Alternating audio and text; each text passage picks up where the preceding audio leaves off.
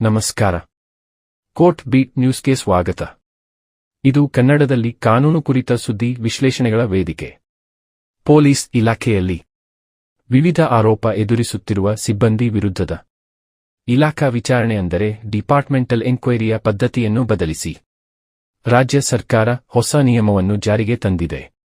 ಇಲಾಖಾ ವಿಚಾರಣೆಯ ಹಿಂದಿನ ನಿಯಮದ ಪ್ರಕಾರ ಆಯಾ ಘಟಕದ ಅಧಿಕಾರಿಯನ್ನೇ ಪ್ರಕರಣದ ವಿಚಾರಣೆಗೆ ವಿಚಾರಣಾಧಿಕಾರಿಯನ್ನಾಗಿ ನೇಮಿಸಲಾಗುತ್ತಿತ್ತು. ಇನ್ನು ಮುಂದೆ ನಿವೃತ್ತ ನ್ಯಾಯಾಧೀಶರನ್ನು ನೇಮಕ ಮಾಡಿಕೊಳ್ಳುವಂತೆ ಪೊಲೀಸ್ ಇಲಾಖೆ ಆದೇಶ ಹೊರಡಿಸಿದೆ. ಸರ್ಕಾರಿ ಆದೇಶದ ಜೊತೆಗೆ ಜಿಲ್ಲಾವಾರು ಇಲಾಖಾ ವಿಚಾರಣೆ ನಡೆಸಲು ಒಪ್ಪಿಕೊಂಡಿರುವ 119 ನಿವೃತ್ತ ನ್ಯಾಯಾಧೀಶರ ಹೆಸರುಗಳ ಪಟ್ಟಿಯನ್ನು ಸರ್ಕಾರ ಬಿಡುಗಡೆ ಮಾಡಿದೆ.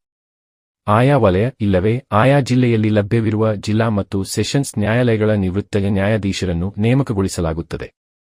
ಅಧಿಕಾರಿ ಬದಲು ನಿವೃತ್ತ ನ್ಯಾಯಾಧೀಶರನ್ನು ಈ ಕಾರ್ಯಕ್ಕೆ ನೇಮಿಸಿದರೆ ವಿಳಂಬಗತಿಯಲ್ಲಿ ಸಾಗುವ ಇಲಾಖಾ ವಿಚಾರಣೆಯನ್ನು ಕ್ಷಿಪ್ರಗತಿಯಲ್ಲಿ ಮುಕ್ತಾಯಗೊಳಿಸಬಹುದು ಎಂಬುದು ಈ ಹೊಸ ನಿಯಮದ ಮೂಲ ಉದ್ದೇಶ.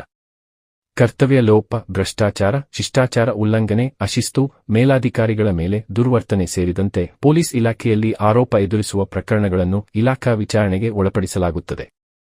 ಹಳೆ ಪದ್ಧತಿಯಲ್ಲಿ ಇರುವ ಸಮಸ್ಯೆಗಳೇನೆಂದರೆ ಕರ್ತವ್ಯ ನಿರತ ಅಧಿಕಾರಿಯೇ ವಿಚಾರಣಾಧಿಕಾರಿಯಾದರೆ ಪ್ರಕರಣದ ವಿಚಾರಣೆಯಲ್ಲಿ ವಿಳಂಬವಾಗುತ್ತದೆ. ದಿನನಿತ್ಯದ ಕರ್ತವ್ಯಗಳ ಜೊತೆಗೆ ಹೆಚ್ಚುವರಿ ಕೆಲಸವಾಗಿ ಈ ವಿಚಾರಣೆ ನಡೆಸುವುದರಿಂದ ಈ ವಿಳಂಬ ಅನಿವಾರ್ಯವಾಗುತ್ತದೆ.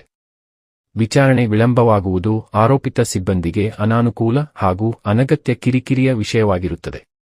ಹೆಚ್ಚಿನ ಸಂದರ್ಭದಲ್ಲಿ ಇಲಾಖಾ ಅಧಿಕಾರಿಯ ಸಿಬ್ಬಂದಿಯ ವಿರುದ್ಧವೇ ಆರೋಪ ಇರುವ ಕಾರಣ ಪಾರದರ್ಶಕ ವಿಚಾರಣೆ ಅಸಾಧ್ಯವಾಗುತ್ತದೆ ಎಂಬ ಆರೋಪ ಇದೆ.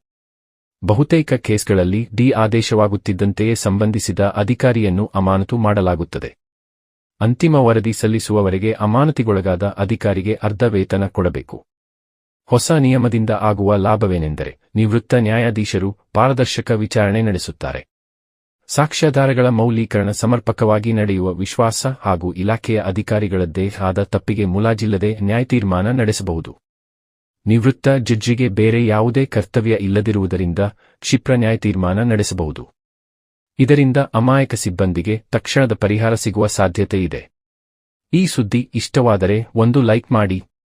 ಹಾಗೆ ನಿಮ್ಮ ಅನಿಸಿಕೆ ಅಭಿಪ್ರಾಯಗಳನ್ನು ನಮಗೆ ಕಮೆಂಟ್ ಮಾಡಿ ತಿಳಿಸಿ. ಮತ್ತೆ ಉಚಿತವಾಗಿ ಕನ್ನಡದಲ್ಲಿ ಕಾನೂನಿನ ಮಾಹಿತಿಯನ್ನು ಪಡೆದುಕೊಳ್ಳಲು ಚಾನೆಲ್ನ್ನು ಸಬ್ಸ್ಕ್ರೈಬ್ ಮಾಡಲು ಮಾತ್ರ ಮರೆಯಬೇಡಿ. ಕಾನೂನು ಕುರಿತ ನಿರಂತರ ಸುದ್ದಿಗಳಿಗಾಗಿ ನೋಡ್ತಾ ಇರಿ ಕೋರ್ಟ್ ಬೀಟ್ ನ್ಯೂಸ್.